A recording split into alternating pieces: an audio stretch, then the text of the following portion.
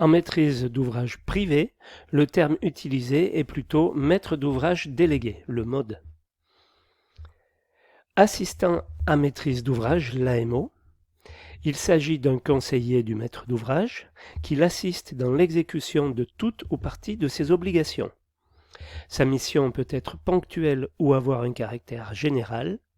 On parle alors en marché public de conduite d'opération. Cette mission est ouverte à des opérateurs publics ou privés, l'AMO.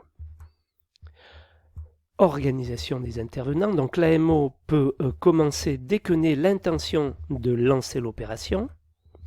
La limite des prestations de la conduite d'opération sera à préciser par rapport aux missions du maître d'œuvre. Dans le cas d'un marché de conception-réalisation, il convient d'adapter la mission de l'AMO en phase de conception et de réalisation. Contrôleur technique.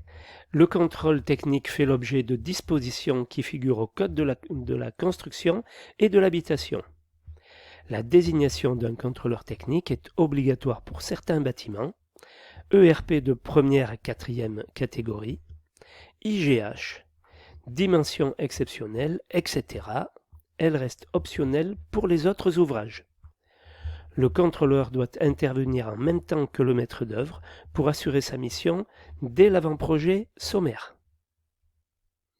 Le coordonnateur SPS.